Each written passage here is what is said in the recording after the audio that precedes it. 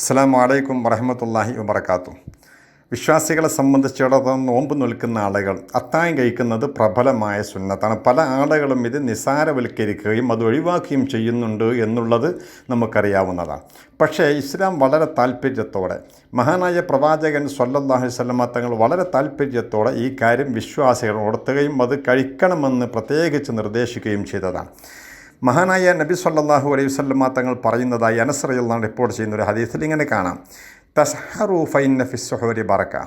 നിങ്ങൾ അത്താഴം കഴിക്കണം. അത്താഴം കഴിക്കുമ്പോൾ അതിൽ പ്രത്യേക ബറക്കത്തുണ്ട്. അത്താഴം കഴിക്കുന്നതിൽ എന്ന് പറഞ്ഞാൽ ആത്മീയമായ വലിയ നേട്ടം അതിലൂടെ നമുക്ക് കൈവരിക്കാൻ കഴിയുമെന്നാണ് അതിൻ്റെ താല്പര്യം. അപ്പോൾ ആത്മീയമായ വലിയൊരു ഗുണം നമുക്ക് ഈ അത്താഴം കഴിക്കുന്നതിലൂടെ കിട്ടുന്നു എന്ന് മഹാനായ പുണ്യ നബി മുഹമ്മദ് മുസ്തഫ സ്വല്ലല്ലാഹു അലൈഹി വസല്ലം പഠിപ്പിക്കുകയാണ്. മറ്റൊരു ഹദീസിൽ ഇങ്ങനെ കാണാം: അംർ ഇബ്നു അയസ് റളിയല്ലാഹു അൻഹു അന്ന റസൂലുള്ളാഹി സ്വല്ലല്ലാഹു അലൈഹി വസല്ലം ഖാൽ ഫസ്ലു മാ ബൈന സിയാമിന വസിയാമി അഹ്ലി കിതാബ് അക്ലു തസഹുരി. നമ്മുടെയും അതുപോലെ തന്നെ അഹ്ലി കിതാബിൻ്റെയും നമ്മുടെയും അവിടെയും നോമ്പിൻ്റെ ഇടയിലുള്ള വ്യത്യാസം ഒരേപോലെയല്ല, വ്യത്യാസമുണ്ട്. ആ വ്യത്യാസം അക്ലു തസഹുരി, അത്താഴം കഴിക്കലാകുന്നു എന്ന്. അത്താഴം കഴിക്കുക എന്നുള്ളത് വിശ്വാസിയുടെ രീതിയും ചര്യയുമാകുന്നു, മറ്റുള്ളത് അഹ്ലി കിതാബിൻ്റെ രീതിയാകുന്നു.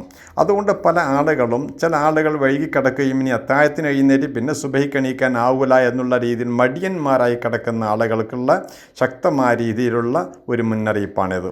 മറ്റുള്ളവരുടെ രീതി നമ്മൾ സ്വീകരിക്കാൻ പാടില്ല.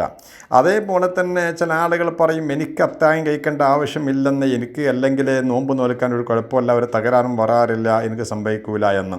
കാരണം നോമ്പിന് ശക്തി പകരുക എന്നുള്ളതാണല്ലോ ഈ അത്താഴത്തിൻ്റെ കാര്യം എന്ന് ചിന്തിച്ചുകൊണ്ടാണ് അങ്ങനെ പറയാനുള്ള കാരണം. സത്യത്തിൽ കൊവ്വത്ത് മാത്രമല്ല, പ്രവാചകൻ പ്രത്യേകിച്ച് പറയുമ്പോൾ അതിൻ്റെ ഉള്ളിലടങ്ങിയ വലിയ മഹത്വങ്ങളും ഗുണഫലങ്ങളും ഉണ്ടാകും. ഒരു വിഭാഗം മറ്റുള്ളവരോട് എതിരാവുക എന്നുള്ളത് ഒരു ഭാഗത്ത് വരുമ്പോൾ ഇങ്ങനെയുള്ള ആത്മീയമായ ഒരു പ്രത്യേകതയും ഇതിൻ്റെ ഈ അത്താഴത്തിലൂടെ കിട്ടുമെന്നാണ് മഹാനായ നബി സല്ലല്ലാഹു അലൈഹി വസല്ലം തങ്ങൾ പഠിപ്പിച്ചത്. എന്നാൽ പിന്നെ ചില ആളുകൾ ചോദിക്കാറുണ്ട്, അതിന് പ്രത്യേകമായ സമയമുണ്ടോ എന്നുള്ളത്. പ്രത്യേകമായ സമയം മഗ്‌രിബിന് നോമ്പ് തുറന്ന് ഇശാക്കൊക്കെ അത്താഴം കഴിച്ച് തറാവി കഴിഞ്ഞ് കഞ്ഞി കുടിച്ച് കിടന്നാൽ തന്നെ അതിൻ്റെ പുണ്യം കിട്ടൂലേ എന്ന് ചോദിക്കുന്ന ആളുകളുണ്ട്. സത്യത്തിൽ അതിന് സമയമുണ്ട്. മഹാന്മാരായ പണ്ഡിതന്മാർ പറയുന്നുണ്ട്, വയദ്ഖുലു വഖ്തുഹു ബിനിസ്ഫിൽ ലൈലി. രാത്രി പാതിയായെങ്കിലേ അത്താഴം എന്നുള്ള രീതിയിൽ പ്രത്യേകമായി സുന്നത്താക്കിയ ഈ അത്താഴം കഴിക്കുക എന്നുള്ള ഈ പുണ്യം കിട്ടണോ, അതിന് രാത്രി പാതിയായെങ്കിലേ പറ്റൂ. അതിൻ്റെ മുമ്പുള്ള ഒരു ഭക്ഷണവും അത്താഴത്തിൽ പെടുത്താൻ പറ്റില്ല. കാരണം രാത്രി പാതിയാവുക, സുബഹിയുടെ മുമ്പ് രാത്രി പാതിയായതിൻ്റെ ഇടയിലുള്ള സമയത്തുള്ള അത്താഴത്തിനാണ്, ആ കഴിക്കുന്ന ഭക്ഷണത്തിനാണ് അത്താഴത്തിൻ്റെ കൂട്ടത്തിൽ കൂട്ടാൻ പറ്റുകയുള്ളൂ. സുന്നത്തായ അത്താഴം കഴിക്കുകയാണ് എന്നുള്ള നിയ്യത്തോടു കൂടി കഴിക്കുമ്പോഴാണ് പൂർണ്ണമായി ഇതിൻ്റെ പ്രതിഫലം കിട്ടുന്നത് എന്നുള്ളത് കൂടി നമ്മൾ ശ്രദ്ധിക്കണം.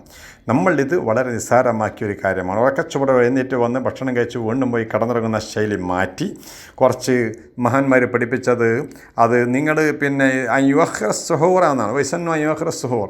പിന്നെ അത്താഴം കഴിക്കുന്നത് കുറച്ച് പിന്തിക്കലാണ് ഏറ്റവും നല്ലത്. പിന്തിക്കുക എന്ന് പറഞ്ഞാൽ കൂടുതൽ കുറച്ച് സുബഹിയുടെ മുമ്പായിട്ട് കുറച്ച് സമയത്ത് ആ സന്ദർഭത്തിലാണ് അത്താഴം കഴിക്കാൻ ഏറ്റവും പുണ്യമുള്ള സമയം.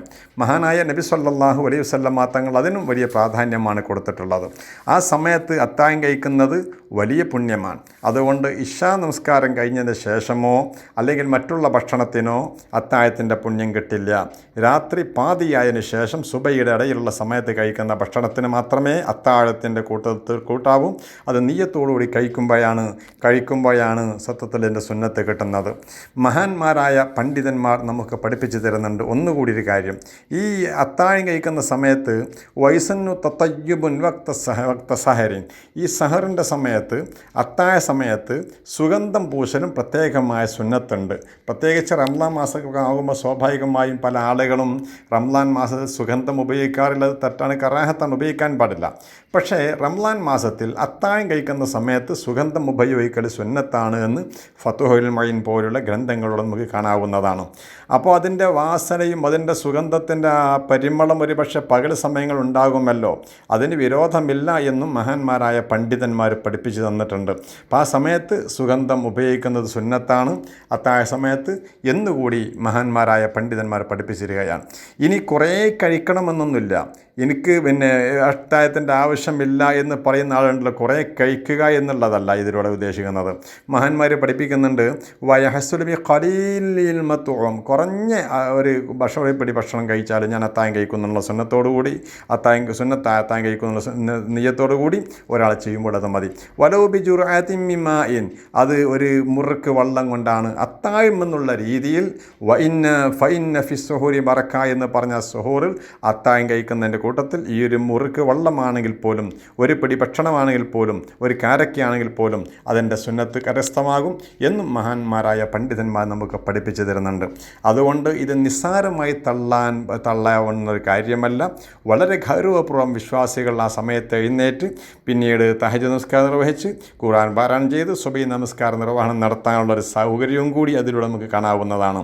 അല്ലാതെ കടന്നുറങ്ങി എഴുന്നേൽക്കാൻ മടിയാണ്, അല്ലെങ്കിൽ എനിക്കതിന് കഴിവുണ്ട് എന്നുള്ളതൊക്കെ ഒഴിവാക്കിയിട്ട് അത്താഴത്തിൻ്റെ കാര്യത്തിൽ പ്രത്യേകമായ പുണ്യമാണെന്ന് മനസ്സിലാക്കി, ഇത് പുണ്യം കിട്ടാനുള്ളതാണ്, പ്രത്യേകമായി ആഖിറത്തിൽ അതിന് വലിയ മുതൽക്കൂട്ടാണ് എന്ന് മനസ്സിലാക്കിക്കൊണ്ടാവണം ഈ അത്താഴം കഴിക്കുന്നത്. ഇങ്ങനെയുള്ള സുന്നത്തുകളൊക്കെ നമ്മൾ ശ്രദ്ധിക്കാതെ പോകുന്ന വിഷയങ്ങൾപ്പെട്ടതാണ്. എല്ലാവരും ശ്രദ്ധയോടുകൂടി ഇതേപോലുള്ള സുന്നത്ത് കർമ്മങ്ങളിലൂടെ സർവ്വശക്തൻ്റെ അടുത്തേക്ക് അടുക്കാനുള്ള ശ്രമം നടത്തുക. അള്ളാഹു അനുഗ്രഹിക്കട്ടെ. അസ്സലാമു അലൈക്കും വറഹ്മത്തുള്ളാഹി തആല വബറകാതുഹു.